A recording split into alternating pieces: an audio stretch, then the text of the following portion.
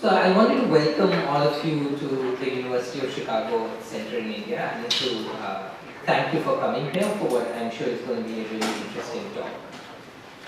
This center was set up as a means of drawing upon the rich history of scholarship that the University of Chicago has had, research, teaching, all related to South Asia. It's an interdisciplinary center. We have groups here ranging from everything from the humanities and social sciences, Sanskrit studies, to energy and the environment, and other areas of development under something called Tata Center for Development. So I head a group called the Energy Policy Institute at the University of Chicago. We work on various areas of energy and environment as they relate to development problems. So a lot of work on air pollution, for example, and on electricity access. I'm also the interim director of another large center that's based out of here called the Tata Center for Development. And that looks at various areas of research, including energy and the environment, but also health, water, and sanitation. So it's a lively research community as well as a lively events community, lots of lectures. Thomas is an assistant professor of behavioral science at the Booth School of Business, the University of Chicago. And he's been working on air pollution from many different angles for a while. He's lived in China, he's lived in obviously Chicago, and he's also the founder of a company called Smart Air, which is actually manufactures, among other things, air purifiers, some of which keep this center very clean. So you're breathing extremely clean air here. So I think in this talk, Thomas will talk a little bit about how smart air and products like that can help get citizens engaged with the problem of air pollution. I'll let him take over. There is a Twitter handle. We always ask people to tweet. The hashtag is EPICSEM series, EPICSEM series, SERIES. So, all right.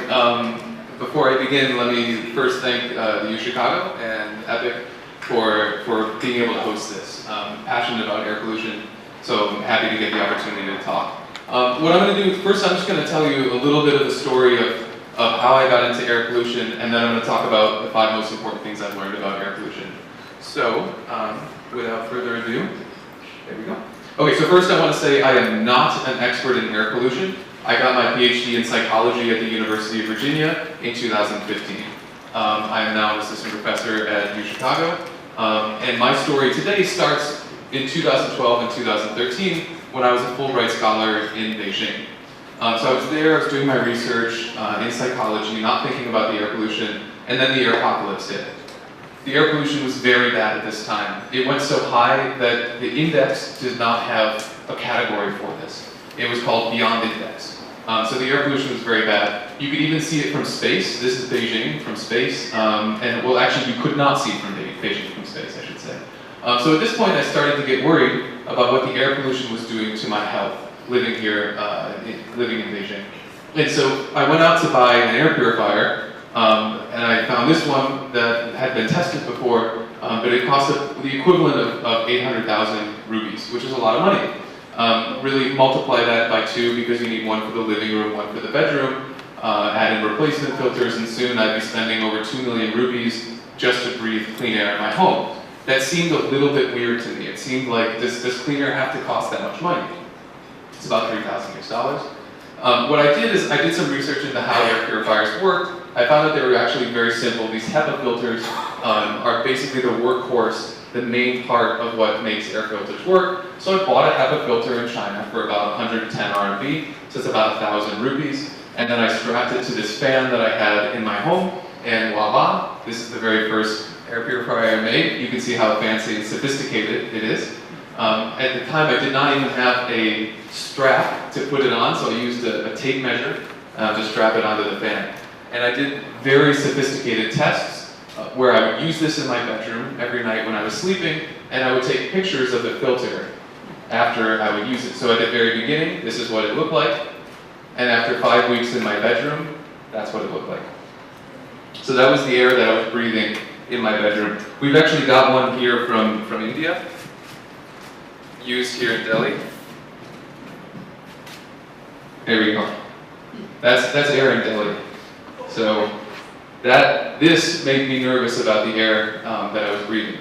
It also made me quite happy because I saw all of these particles stuck in the filter and not stuck in my lungs. So this made me a bit happy. But later what I did is I went out and actually bought a laser particle counter. Because this is, what's in here? We just know that particles are in here. But what about the very small particles that can penetrate deep into our lungs and into our bloodstream? So I went out and bought a laser particle counter. Let me put this down, sorry. So I've got one of these here. This is a laser particle counter. So this is testing the air inside that we are breathing right now. Not to make a complete advertisement, but we, as said before, we are breathing air provided by Smart Air here in the center. So there are filters in here. And so this is testing the air inside of our building right now. This is about the equivalent of 14 micrograms. We'll talk about that later, but that's pretty good air. It was 60 micrograms outside just a few minutes ago. I'll put that over there. But the reason that is important is because it can test these very small particles. And so what I did is I would test the air inside my apartment in Beijing after turning on the purifier, and this is what happened to the particles inside my room with that very simple purifiers. Just a fan, just a filter. If there's anything that I can teach you today that I hope you can go home with, is that air purifiers are very simple. It is just a fan, it is just a filter, there's no reason they need to be expensive. You can protect yourself for much less money than you thought. I don't care whether that's with a Smart Air filter or with some other filter, you can protect yourself for a lot less money than you think. I also did tests with lots of stronger fans. I went out onto that same website, Taobao in China, bought all the fans I could find, tested them all. In the end, I used this one called the Canon, which worked the best out of all those, and you can see those test results right there. I mean, this just very simple fan and filter was cleaning the air inside my apartment. I also was wondering how it compared to those expensive filters, so I went out and bought a Blue Air, Philips, and IQ Air, tested them all in the same room, same particle counter in my apartment in Beijing. So the original was removing 84% of these small particles, 92% of these larger particles, 2.5 particles, 2.5 microns. It tested the Blue Air, did a bit better. Tested the Philips, did about the same. Tested the IQ Air, did about the same as that. And then I tested the Canon, did about the same as the rest of those. Now my favorite slide is to say, what does it cost? So I'll show you that same slide that I showed you just now, and then here's the cost translated into rupees. Right? So here are these DIYs right here, just cleaning the air at such lower prices. There's the cost in RMB. So what I did is, after doing all these tests, I put it all online for everybody to see, so that people could know how to build their own, and that they know that these things don't need to cost a lot of money. Held workshops around China, India, Mongolia, and abroad, even in the US, showing people how to build these machines. We've shipped over 30,000 of these simple DIY purifiers all over China, also here in India. Okay, so that's the background of me and who I am and how I got into air pollution. But what I want to talk about today is just over the last 4 years that I've been doing this. I started this in 2013. Over the last 4 years of doing this, I've learned a lot about air pollution, partly through taking this particle counter everywhere I go and learning about the air pollution around me. So I wanted to share that with what I've learned, the most important things that I've learned with you today as people having to deal with air pollution like I did. So the first thing I wanted to, and I hope you've taken the quiz that was on the seats here. So the first thing I want to talk about is, how does air pollution kill people? And so I've got a graph here that's supposed to be blank. And this is the percentage of air pollution deaths related to different causes. Now, what do you have in mind as a way that air pollution would kill people? What comes to mind first when you think about air pollution deaths? What sort of disease? Respiratory system. Respiratory systems, right? Like lung cancer, emphysema, symptoms like asthma as well, right? Well, it turns out that lung cancer is only 14% of the deaths that are due to outdoor air pollution. Other lung problems like bronchitis, emphysema, are another 14%. So what's in the rest of this? Well, these lung problems are only a small portion, only about 25% of the deaths due to air pollution. So what's the rest of it, the roughly 3/4 of it? Well, it turns out it's heart attacks and strokes, basically cardiovascular diseases, right? That's surprising to me. I never knew this, right? I think that's amazing. The point that I think the first point that I've learned is that we have the wrong image of how air pollution kills us, or at the very least, an incomplete picture of how air pollution kills us. Now, let me give a little evidence for this. This is a study done in Boston in the United States. And what they did is they looked at two variables. They looked at PM2.5, this is particles in the air that we breathe, and then they looked at the rate of heart attacks on different days. Okay, so what are the odds of people having heart attacks in different days? And what happens is that on days when air pollution is higher, the rates of heart attack increase. Okay, very simple. As air pollution increases, so do heart attacks. Okay, now that was in Boston. Boston's air is pretty good, right? What about Delhi? Well, I'll show you that same graph. This is that same graph. And take a look. What's the worst air in Boston? What are the worst days in Boston? It's about 40 micrograms of PM2.5. Now, here's Delhi. Here's the average in Delhi, way up there. That's what we had to do to that graph. 150 micrograms. Okay? Who knows what's going on with the heart attacks there? I don't know where that line goes, but it's certainly higher than Boston, right? So, can purifiers protect us, though? We know that we saw those images of the pollution going down, but does it really help our health? I think that's an important question. There's been actually several very cool studies of this, stuff that I've learned quite recently. This is one of my favorite articles. I'll show you how it worked. They took 35 healthy college students living in Shanghai. They were in Fudan University, a large university in Shanghai, and they were tested for 48 hours. And what they did is, so here's the pollution levels over these 48 hours in Shanghai, measured on top of their building, so on their dormitory. And what they did is they gave half of the students fake purifiers. They just gave them a box, air comes out of the box, but there's actually no filter in it, okay? So give them a fake purifier. That's to control for the placebo effect, right? Maybe I just believe that having an air purifier is good for me, so we give people a fake purifier. And here's the pollution in their room with a fake purifier. Obviously, if you have a fake purifier, it doesn't clean the air very much, and so this blue line is the pollution in their room when they had a fake purifier. And then they also gave them, in a different 48 hours, a real purifier, and here's what happened with that real purifier. You can see the air pollution is much lower in their room with that real purifier. Now, what they did is they took several health measurements from these students. Measures from their blood, lung function, lots of other things. Now, the first thing that I think is super interesting is blood inflammation. So what's happening is there's inflammation in the body in response to air pollution. And so this is a normal blood artery with blood flowing through it, as it should.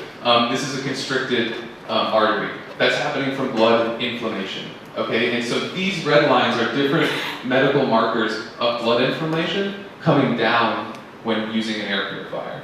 So when they're using an air purifier, they're having less blood inflammation. Another thing is blood coagulation, essentially clots, blood clots.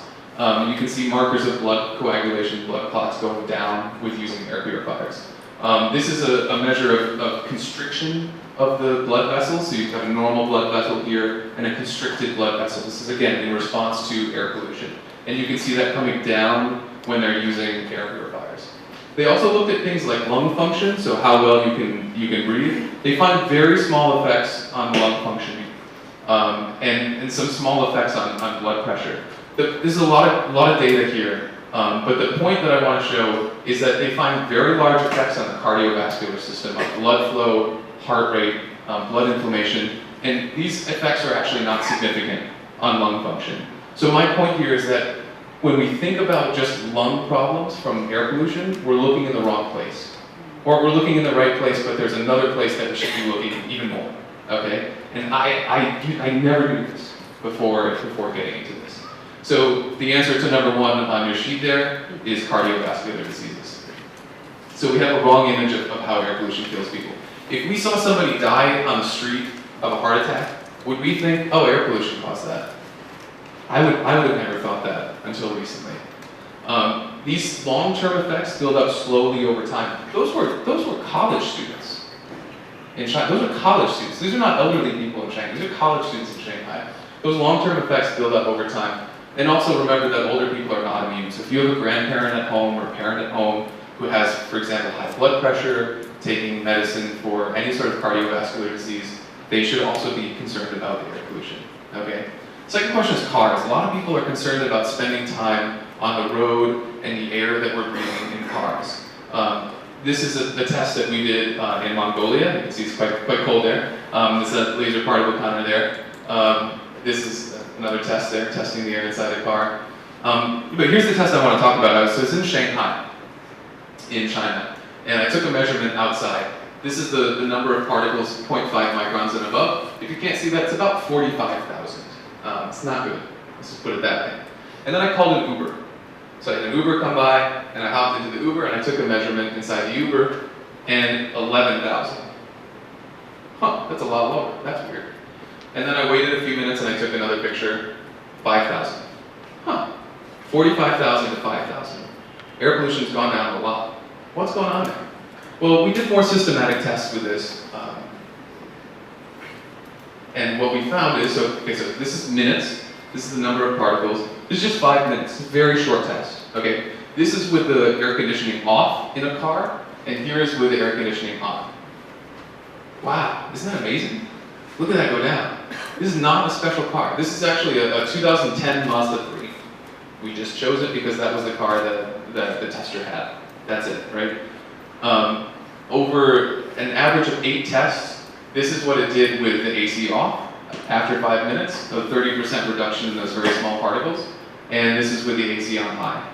97% reduction in just 5 minutes. Again, this is just a normal car. This is not a special car, no special machine in this car other than the particle counter that we have to measure the air.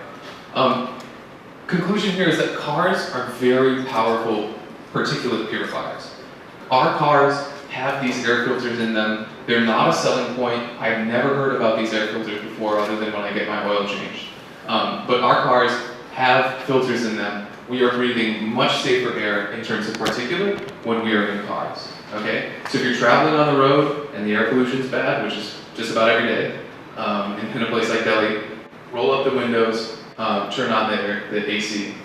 So close the windows. You can use the recirculate air mode so that you're not bringing in the outside air. You don't even need to use the AC. If you just want to use the fan, that's enough. That will put the air through the filters. Although I should say it doesn't capture gas pollution. So things like NO2, SO2, ozone, it's not capturing those. But at least in terms of particulate, PM2.5, our cars are surprisingly effective purifiers.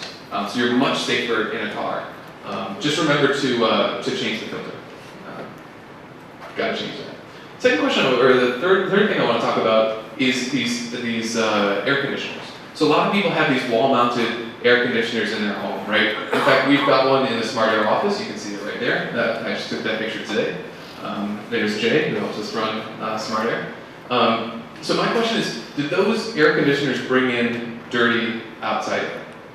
I think the answer is yes, right? Because it has, I don't know if you can see this tube right there that's going to the outside. It's taking air in from the outside, right? Well, we did test of this. What I did is, this is the amount of particles in my apartment in Beijing. And what I did is, I just tested the air. Just said, how many particles are there in the air? And then I turned on the AC. And here's what happened after I turned on the AC. Nothing, right? Nothing happened, right? Why did nothing happen? Wall-mounted air conditioners like that are just recirculating air within the room. They're not taking air in from outside. So they're not affecting the air quality inside a home. And I averaged this over multiple tests. Here's the average difference in 0.5 micron particles. Here's the average difference in 2.5 micron particles. In other words, basically nothing. Or if anything, of these larger particles actually going down a little bit. Some of them are getting caught in that coarse filter that you have in the air conditioner. So anyway, bottom line is, don't sweat it. If you're hot and it's polluted outside, use your air conditioner. It's fine. So they recirculate indoor air. I should say central air systems like this, you should, if you've got an air system like the one we have in the room, it may be different. Some of those do take in a little bit of outside air. So if you have a central air system, be careful using this advice. So those may be different. Question number 4 that I want to talk about is how long do masks last? This is a mask that I used in Beijing, and this is a new mask. So my question is, how long do these last? I've seen people say lots of things about how often you have to change these masks. Here's somebody who sent me an email, and this guy said, I've heard they only last 1 to 2 days maximum. Right? Here's from a forum in China. I guess you probably can't read this, but this person says maybe you just wear it 1 or 2 hours and then you have to change it. One or 2 hours, right? Man, that's amazing. If that's how long they last, you're going to have to wear one every day, a new one every day. That's a lot of masks. So to get to this question, I actually did a fit test of these masks. What I had to do is this machine costs $10,000. I have a limit of how much money I'm willing to spend on testing equipment. That limit is below $10,000. So I had to send this company many emails to ask them if I could use their fit testing machine. Finally, they agreed. So here's me testing this mask. The way that it works is it has one tube that's measuring the air inside the mask while I'm wearing the mask. Okay, so it's actually measuring it while I'm wearing the mask. Second one is measuring the air just outside of the mask. And so we can get a measure of how well the mask is working while I'm actually wearing it. Here's a new 3M mask that I was wearing. So I brought a new one. It captured 99.7% of the particles. So the air inside the mask and the air outside of the mask. The air inside is 99.7% better. So doing very well. I've actually got one of these guys. This is what I wore on the way over here today. Mask like that. Very similar. Actually, I think it's identical to that one. Yeah. So anyway, here is the important part though. I brought a mask that I've been wearing for 11 days in Beijing. And when I say 11 days in Beijing, I'm talking about 11 days in August, when it's hot, and I bike around Beijing, and I sweat a lot, which is why I'm wearing this t-shirt right now. This mask was heavily used in China. And so I took that heavily used mask, and I tested it right after I tested the new mask. And so, how good do you think that mask performed after being used 11 days in Beijing? Or put another way, how good would it have to be for you to say, I would continue wearing that mask? 60%? 70%? 80%? Maybe 90% is what I would change it at? Here's how it did. 98%. An 11-day-old mask, I lost about 1% of effectiveness. That's good enough for me. Unfortunately, I know of nobody who's tested it longer than this. So I don't know how much longer it lasts than this. I tend to wear mine about 2 or 3, sometimes even 4 weeks in China. By the time I've been wearing that thing for 4 weeks, it's so gross I want to throw it out anyway. So I don't think you have to worry about the filter effectiveness of it. But why would it work like that? This is, I think, a super interesting thing about how filters work. So think of a strainer like this, right? Now, if a strainer like this, let's say you use it a few times and then you don't wash it, which is what we do with masks that we wear, right? We use them and then we don't wash them. Is a dirty strainer going to be better or worse at capturing things? It's actually going to be better, right? If you have a dirty filter like that, like here we go, that's the only one I could find online. If you have a dirty filter like that, a dirty strainer, is that going to be better or worse at capturing particles? It's actually going to be better, right? But what's going to be worse? What's going to be worse is it's not going to flow as much, right? It's harder for water to get through, it's harder for air to get through. So that's what you'll notice. If you wear a mask for a long time, what you'll notice is once it gets really gross, it'll be hard to breathe. It's like you have to, really breathe to get air through that. So we have this image that after we use masks, they get worse. Like they get worse as filters. They actually get better as filters. They get worse at letting air through. Is really the problem with masks. Okay, so that's why. So older masks, conclusions here, older masks actually get better at capturing particles, harder to pass air. And another thing that happens is the bands that strap around your head will get looser, and you'll notice that it's not as tight as it used to be. So when you wear masks, those are the issues that we want to look at. Final question I want to talk about is how do you choose a machine that's big enough to clean your home? It's a very complicated question in real world conditions, and the use of data in real world conditions. I'm going to hit this question from a couple different standpoints. The first question I want to ask is, how long does it take for air to get dirty in here? Okay, the way that I did this test, I did 6 days of tests in an apartment in Beijing. I was actually on vacation at that time, so all the doors and all the windows were closed in the apartment. Okay, nobody's home, all the doors and windows are closed. And what I did is I put that cannon that I showed you before, I put it on a timer so that it would go on for 2 hours every day and then it would turn off. Okay, and my question is, what happens after I turn off the cannon? Well, not after the timer turns off the cannon. So here's what happens. That's when the cannon turns on in my apartment, so you can see the particulate going down a lot. And now the cannon turns off here. Now my question to you is, what happens? And remember, there's nobody home. All the windows, all the doors are closed. There's no central air system. It's just a regular apartment. What happens? Does it stay low? Does it go up really slowly? Or does it go up very quickly? What happens after that? Well, let's see what the data said.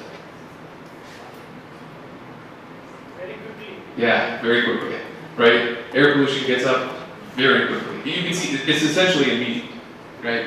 As soon as it comes off, the air pollution starts to go up again. So what I did is I averaged over six days of tests.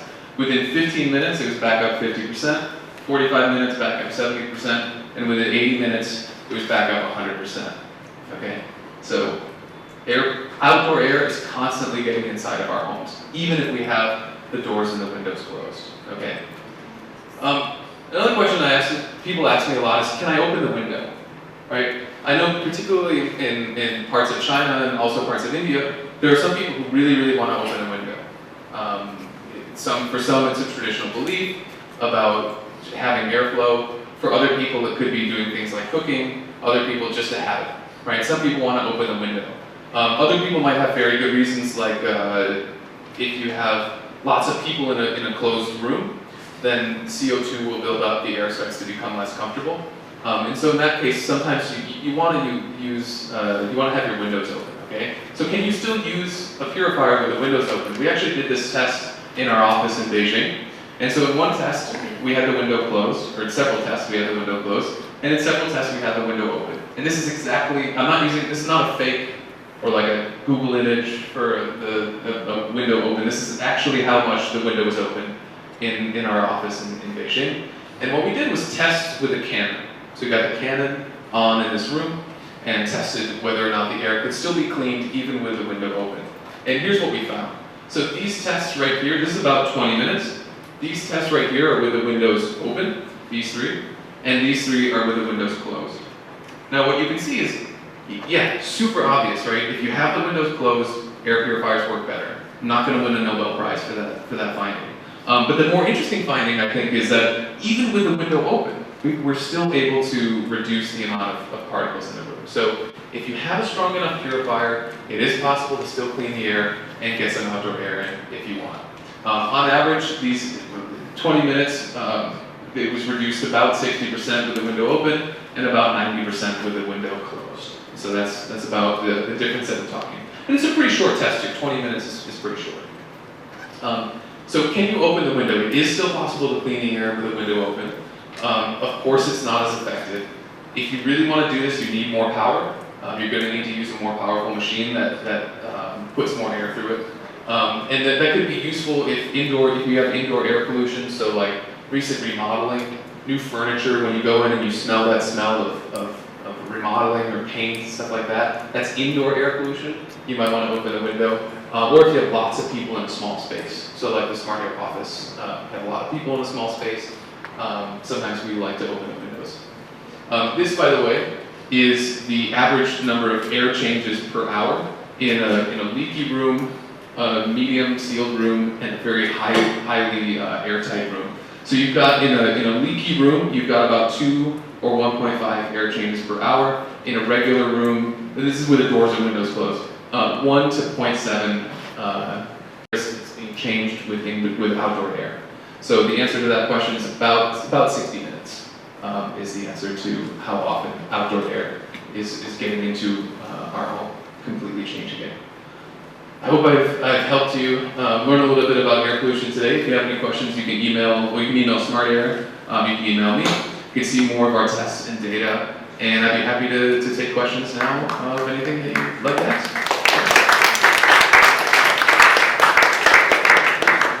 I think we've got plenty of time for questions if anybody would like to ask a question. Any study on this, your window AC service, your speed AC you are using at home? Any studies on the... Window AC service speed AC you are using at home. You are talking about that by using AC is more effective to get rid of this pollution.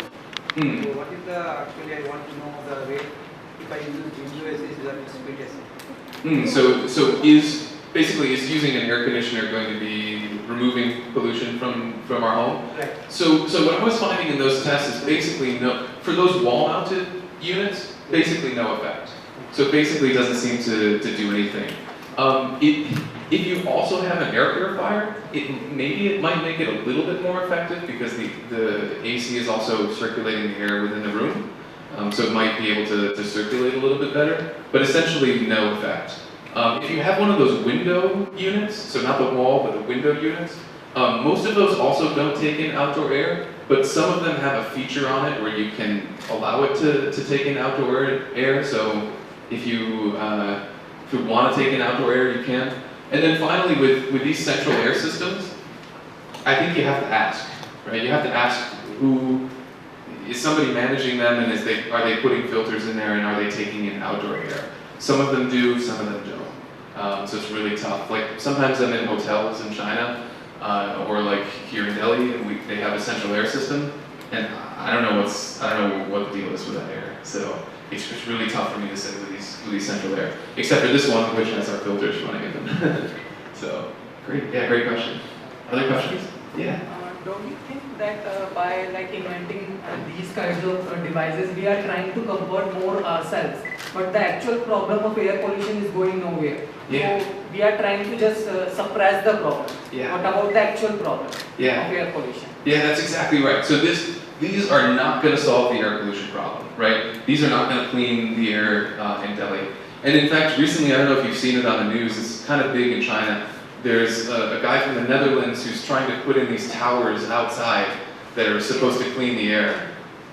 I don't want to get too much into the science of that. It's not going to work. Even their own data shows that it only really works within about 10 or 20 meters of the tower, which is almost nothing. So these are not solving the problem of air pollution.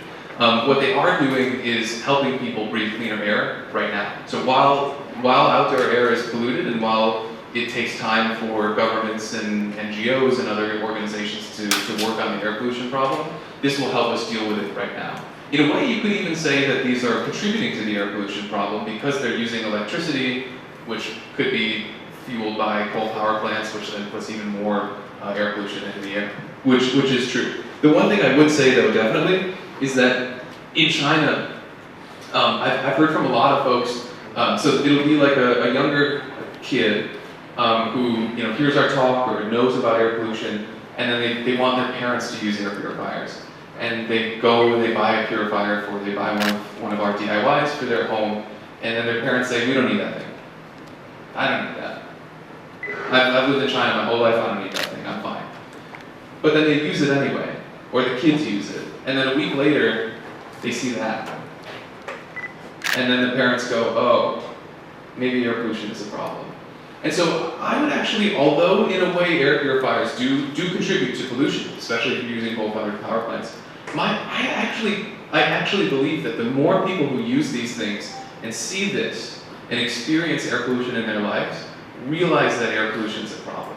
I think the biggest thing that's holding places back, like Delhi or like Beijing, is awareness of air pollution. 10 years ago, if I had done this exact same thing 10 years ago in China, nobody would have listened.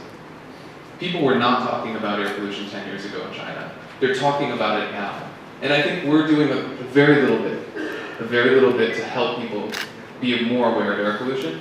And I think that same thing is happening in India. Don't get me wrong, development and having the resources to be able to invest in clean energy and stuff is also a very important problem.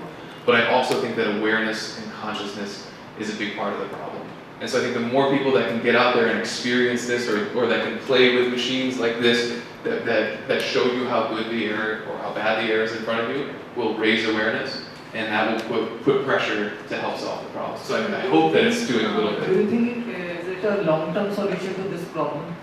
Long-term solution to the problem would be to stop the air pollution at the source. So any economist would tell you that it's so much easier to stop the pollution at the source, or to clean it at the source, than it is to clean it after it's already out. If we're going to clean it after it's already out, we need millions of purifiers in Delhi. We could get one big one, well, dozens of big ones at the factories and at the power plants, or we can get millions in people's homes. Definitely better to solve it at the source. And to do things like use better sources of fuel. So one thing that in China has been happening over the last few years, they're actually raising the fuel standards. So right now, if you take a Volkswagen, so in Beijing, a lot of the taxis are Volkswagens. Well, let's not use Volkswagen because let's imagine that they were Hondas. I hope Honda hasn't achieved. Let's imagine that. So let's take a Honda. You take a Honda in Beijing and you take a Honda in Chicago. Same car. That Honda in Beijing is going to pollute more than the Honda in Chicago. Why? The gas is dirtier in Beijing. Now, in Beijing, they've been working on this. All over China, they've been raising gasoline standards. So that's another way to solve this problem. So to target it at sources, use more renewables, use cleaner energy, also enforce things like catalytic converters on cars, these machines that reduce the pollution coming out of a car, lots of things like that. Those are the long-term solutions to pollution. This is not a long-term solution to pollution. This is a short-term solution to reduce the amount of pollution in the air. But you're exactly right. Yeah, I wouldn't recommend, if the government in Delhi says, Thomas, should we work to reduce pollution at the source with power plants and stuff like that, or should we give people purifiers? I would say reduce it at the source, right? Definitely do that. Yeah, we had a question in the back. So I just want to know, within the room, where are you actually measuring the hair? Because Yeah. I have the same one, and I don't know, we have an egg here, so I took the egg, and then when I put it next to the filter, the air is low, I mean I get a low reading. But when I walk around the room, then it spikes up. So I mean, I just don't know, when you're talking about these measurements, where have you taken them from, next to the filter or in the... That's a really good question. One thing that will happen is when you walk around the room, you'll also be kicking up dust. And so anytime you're moving that machine, the levels are going to rise simply because you're moving. So that's one thing that can happen with that. But let me go back to one of those slides I was showing you. So most of our tests are something like this. So here we've got the particle counter right here, and then here we have the cannon right there. But one question that I very much had was, does it matter where I put the particle counter? What if I put the particle counter over here, or what if I put it over here, or what if I put it over here? And so what we did is just bought several particle counters and did that exact same test. I also was wondering, does it matter if it's high or medium or low? Is there more particle matter, at these different levels? We did those tests, and then we calculated what's the difference in reduction for these different parts. It was about 1%. So it doesn't seem to matter. In those tests, we're not walking around the room. So if we're walking, we'd be kicking up dust and stuff like that. But in a still room, it doesn't seem to matter very much so it doesn't matter very much where you put the particle counter, and it also doesn't really matter very much where you put the purifier, because air is circulating within the room. Now, you wouldn't want to put it like against the wall, or you wouldn't want to put it, behind here. But any reasonable position is fine. You could put it here, you could put it here, you could put it on the floor. Any of that should be fine. And the mere act of walking around is making the air I breathe go bad again? So it actually would kick up some dust and stuff like that. Yeah. So another thing that I'll do is, like, if I sweep the floor in my apartment with this thing on, it goes crazy. So that'll happen. Yeah. More questions? Yeah. Great presentation. Thank you very much. Just want to know, it was in the news recently that Delhi is actually worse than Beijing now. Yes. You are a pollution expert now. What do you? Because I travel a lot as well. I was lucky to live in the US and in Japan recently. So when I come back, I can literally taste the pollution, right? Yeah. But you have a better understanding. Yeah. What do you think where we are now? Is it that bad, Delhi, compared to Beijing? Yeah, so Delhi is a very serious air pollution problem. And so I showed you that 150 micrograms. I think that, Jay, you know, that's from 2014, I think. Do you know 2015, 2016? 122. 122? So above 100 micrograms is the average. Now, one difference between Delhi and Beijing is that Delhi is much more seasonal. So November, December, it's really bad. In the summer, it dips down a lot. And I wish I had that slide to show you, but essentially it's, if you had the months of the year, you have the winter, and then you've got the summer, and then you've got the winter. But one thing I do want to definitely point out is that a common misconception is that, oh, it's fine in the summer. It's not like the winter, it's fine. Well, today outside, it's 60 micrograms. Safe should be about 10 to 25. Chicago averages around 9. We're at 6, this is good, and it's 60 outside, right? This is the air, you walk out this door, you're breathing dangerous air, right? And even though we're in the summer, in the monsoon season. So Delhi, and so I should say, so Delhi's 120, 140. Beijing last year was over the year. Yeah, the average of the year is 120, 140. Beijing last year was about 75. And that year that I showed you in 2013, Beijing was about 100. So even that year was not as bad as Delhi. And so this goes to show you, I mean, consciousness, awareness is such a huge part of this, right? People, one thing I hear in Beijing all the time is people say, oh, why is the air so bad these days in Beijing? If you look back at the data, it's better than it used to be. Beijing's actually gotten better. Even if you go back to 2005 and the year 2000, it's gotten better since then. What's changed is what's in people's minds. That's what's changed. That's why people think it's getting worse. I'm kind of glad that people think it's getting worse, but it's not actually getting worse. And so I think that's a huge thing, is that awareness. People are not perfect computers that can interpret data or tiny particles in front of them. Yeah. A couple questions here? Might this have something to do with selection issues in where you put these city monitors?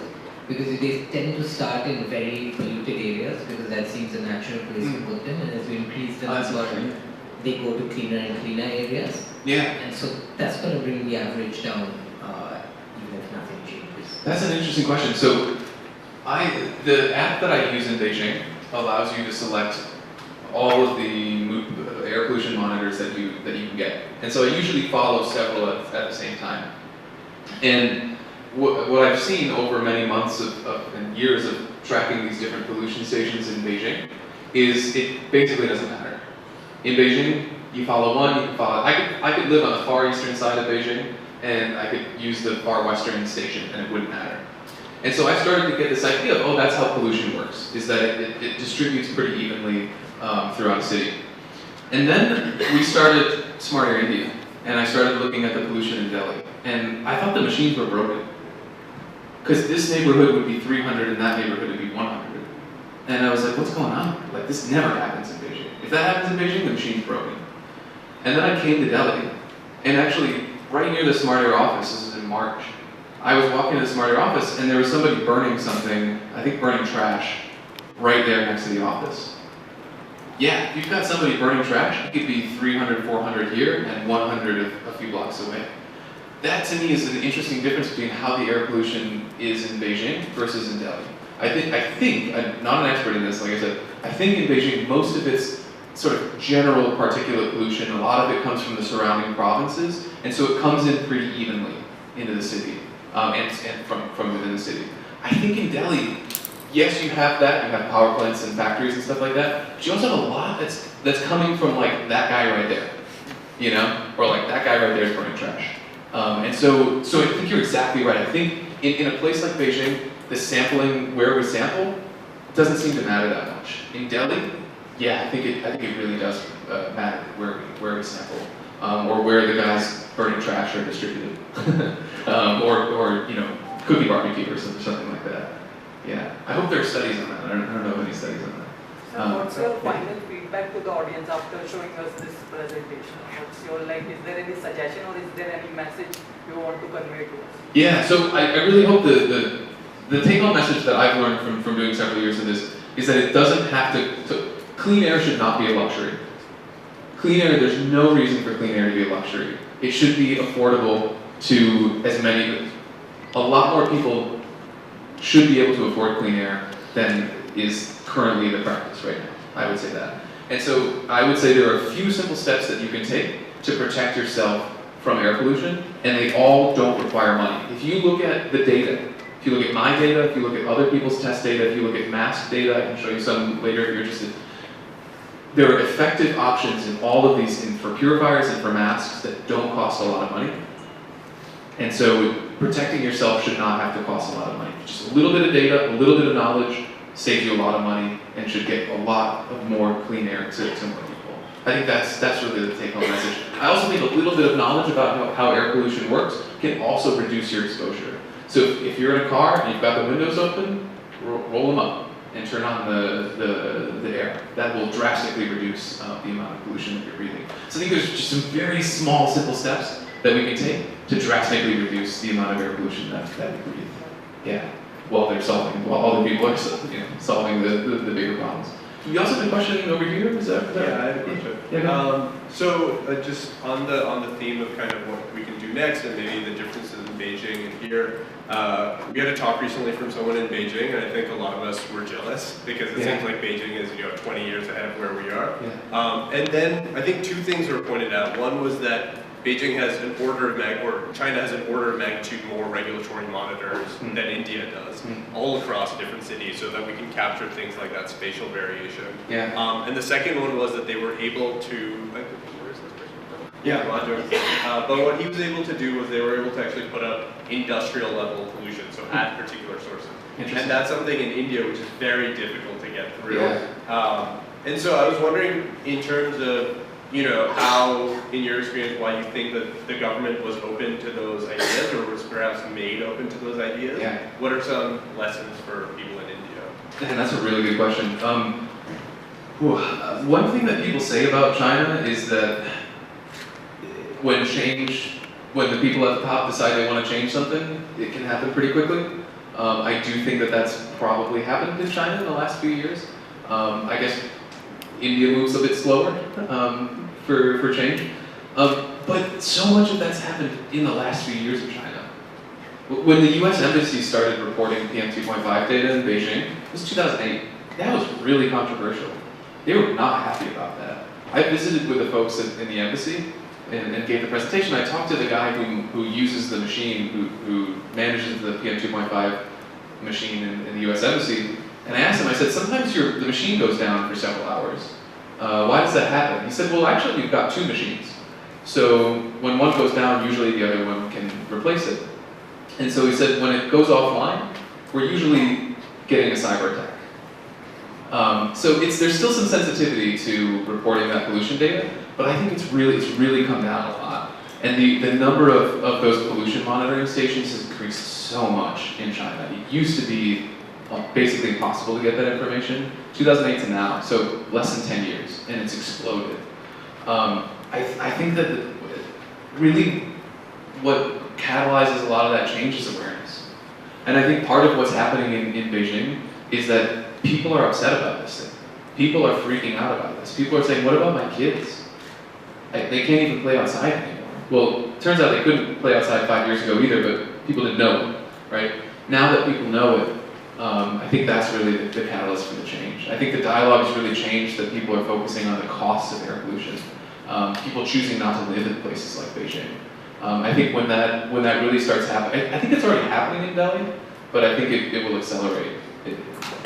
I'll bet somebody dinner or a beer at some point that it's gonna keep accelerating. But yeah. You're taking data from the Asian countries, and your own president has not stepped back from the environment summit of the Paris. So what message it conveys to the entire world? Yeah, so about air pollution around the entire world. Well, I guess I'll say two things. Is that one, places like the United States and the UK used to be much worse. So there's been a lot of progress made on that. I remember a friend of mine's mom came to China, and they flew into Xi'an, and you were talking about like being able to kind of taste it, and she said, "Wow, this reminds me of Pennsylvania when I was young." And I thought, wow, yeah, the U.S. used to be like that. And so I think a lot of progress has been made in that sense. Another interesting thing though is that I didn't talk about CO2 today. I didn't talk at all about climate change, global warming, anything, right? And one interesting thing is there are some ways in which we can solve both of these problems at once. So if we use more solar, if we use more wind energy, that can reduce pollution and CO2 and global warming. So like particulate pollution and CO2. But there are other times when we have to balance the two. So for example, if we go out on the street here and there's somebody driving a little motorbike, that amount of particulate, have you ever seen the exhaust coming out of those little motorbikes? It's disgusting. It's black, see it, right? Particulate pollution coming out of these little motorbikes is awful. But if you look at the CO2, if we take a motorbike from here to the other side of Delhi, on a motorbike, our CO2 is going to be a lot less than it would be in a taxi. And so, what's going on there? Well, the motorbike is very efficient in terms of how much gas it uses. It uses a lot less gas, it puts out a lot less CO2. But it doesn't have a catalytic converter which reduces the other types of pollution.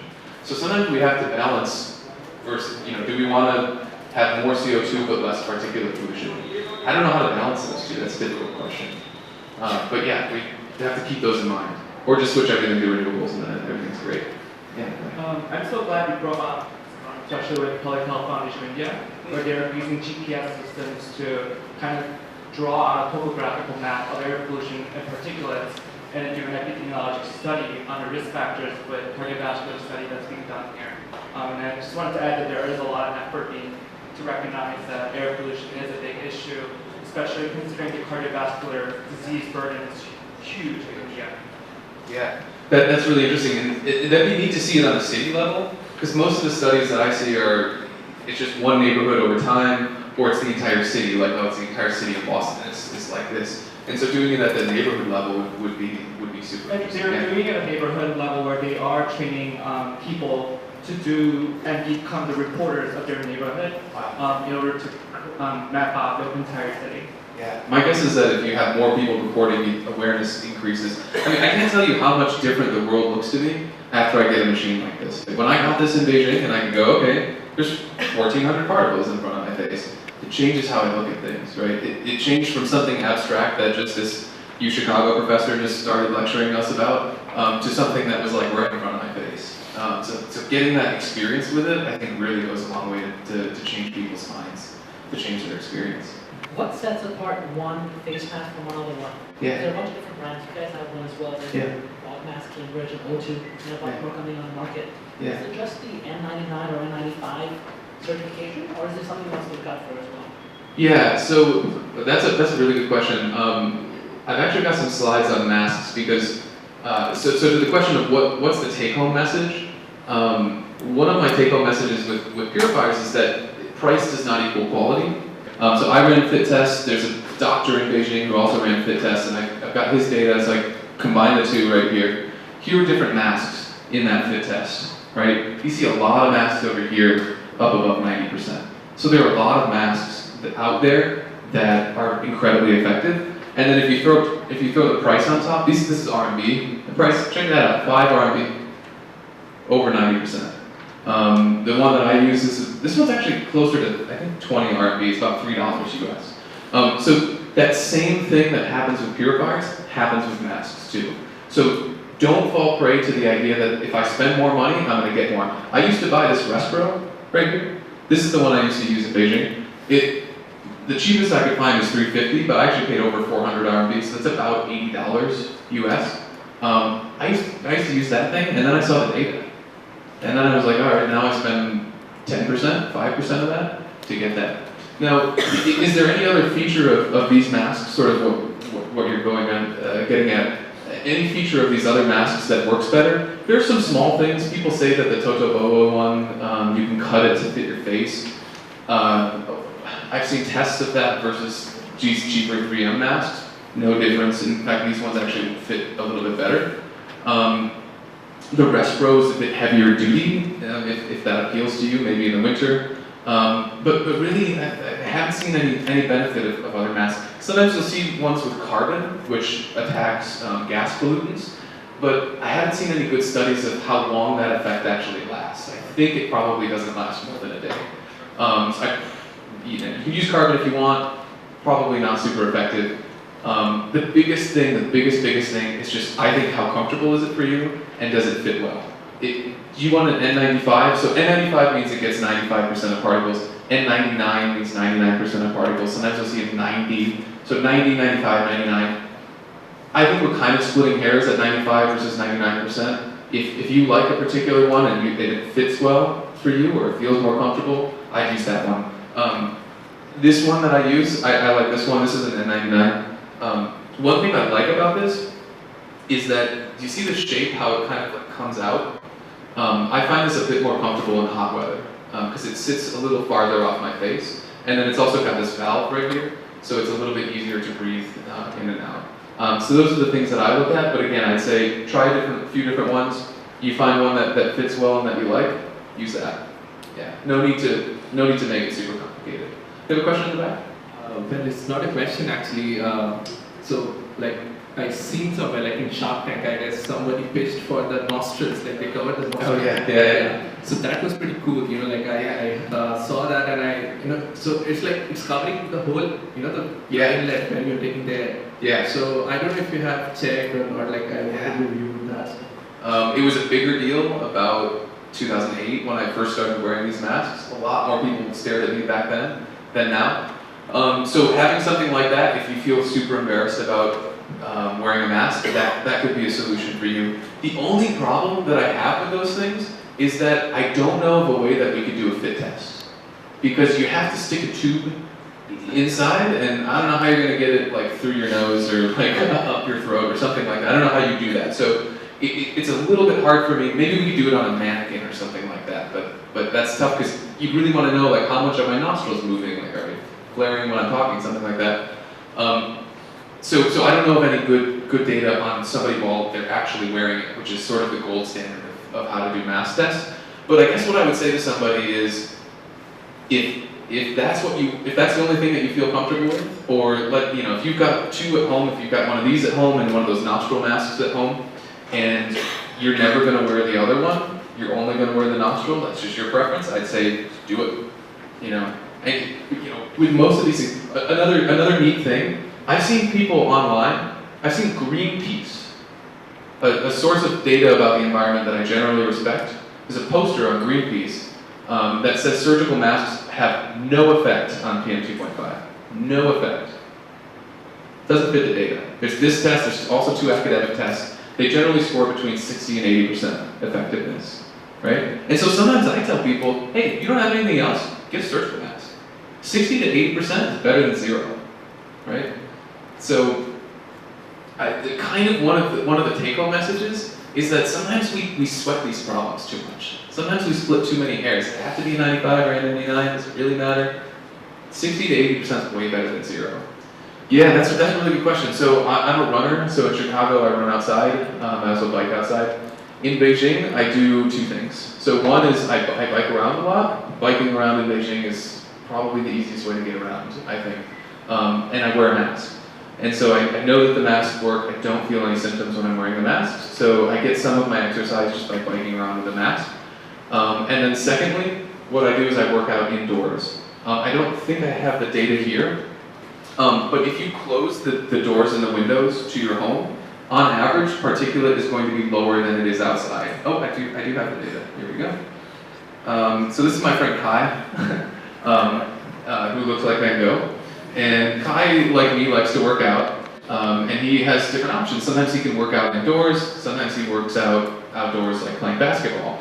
And I'm not making up this story. One day Kai and I were really talking, and he said, it doesn't matter where I work out because indoor air comes from outside. And I also said something like that earlier, right? I said within 80 minutes, outdoor air is going to come in, so it should be the same, right?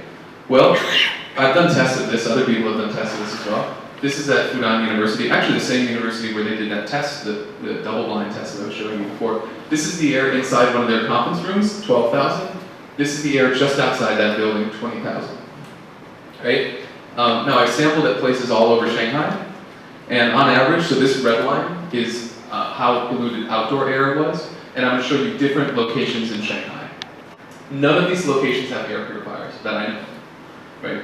Just regular locations. The only thing they have in common is that the doors and windows are mostly closed. Sometimes people will come in and out, but you know, they're mostly closed. So here's the particulate pollution indoors, generally lower indoors. And the average here is about 57%. Now the EPA in the United States did a much more sophisticated study of this, and their result was like 55% or something like that. So in general, if you don't do anything to the indoor air, but just keep the doors and windows closed, particulate's going to be roughly 50 to 60% of outdoor levels. So in Beijing, I work out at a gym that doesn't open the windows, which is what I do. But keep in mind, that doesn't mean it's safe, right? If it's 100 micrograms out and it's 50 to 60 indoors, it's still worse than it should be. Ideally, I could convince them to put in an air purifier and do that. If you've got an air purifier at home and you're okay with working out at home, you could do that. But I don't run when I'm in Beijing because I can't run with a mask on. So yeah, that's a great question though.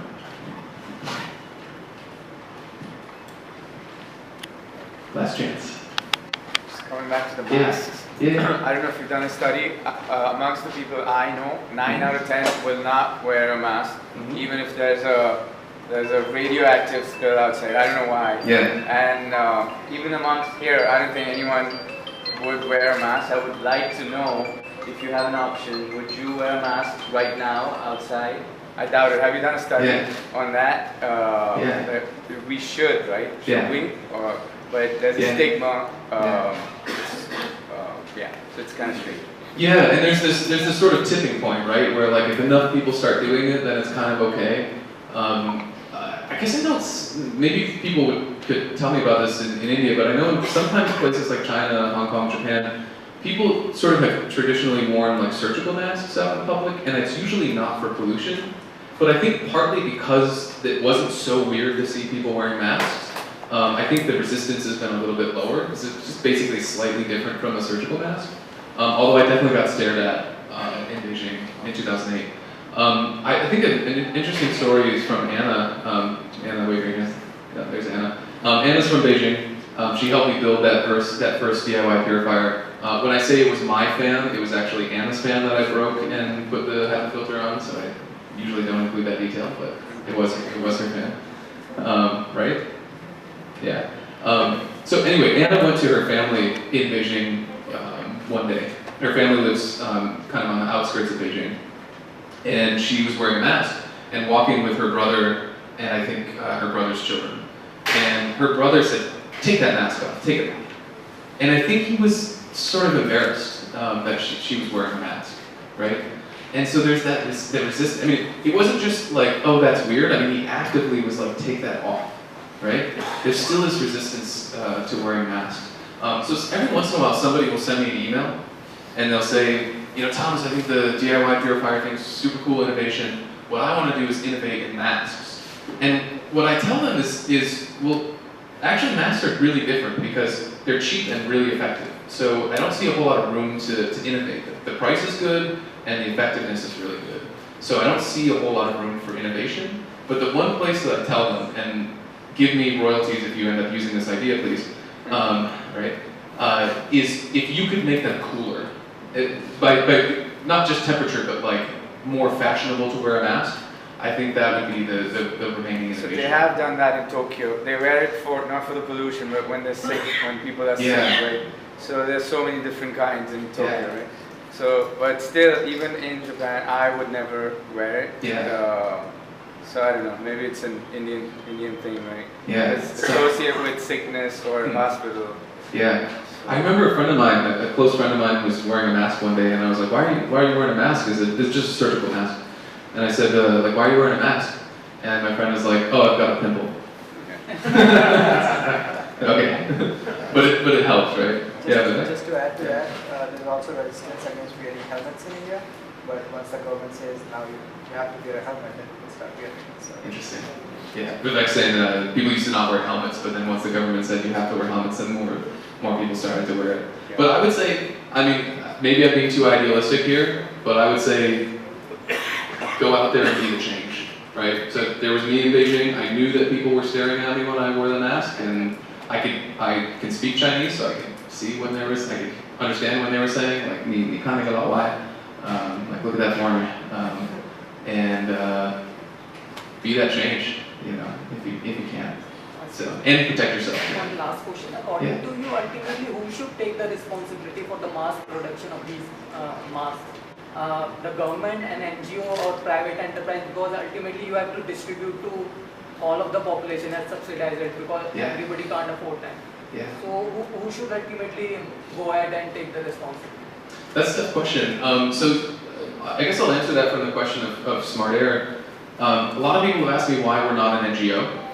So we're actually registered as a business, for-profit business. Part of that reason is because in China, if you're an NGO, there's a lot of regulations and suspicion that happens if you're an NGO. So that was one reason. But if you just tell them you're making money, they're like, okay, that makes sense, I get that. And so being a social enterprise just kind of allows us to just do our thing. But I also think that there's a room for enterprise in this space, right? When we ship a mask to somebody, when we sell a purifier to somebody, we make a bit of profit. And a lot of that profit goes into either making new machines to help more people, or it comes to sending people out to do workshops to educate people. So I think there's room for social enterprise. I also think there's room for NGOs. If somebody came to me and said, we're going to start an NGO and distribute masks, I'd say that's perfect, because there are people out there who still can't afford our masks, who still can't afford these purifiers. China, 200 RMB, so roughly 2,000 rupees, still people in China who can't afford them. Or school children, who they're not really responsible for their air, right? They also need clean air. I think NGOs and even the government could step in there. But I think saying just one party is responsible for it, or one party is going to solve everything, is not very realistic. So I hope there's room for everybody. And then there's also NGOs that would combat things on the information front, right? Supporting different policies, supporting cleaner fuels, stuff like that, which is something that we don't generally do. We really attack it from the individual level. But yeah, great question. Great. Well, thank you very much. I'll put my email up there. You're welcome to come and play with the particle counter if you like. Touch or at least look at the dirty filter if you want. And ask more questions of our team. We've got several people here. So thank you for coming, and breathe safe.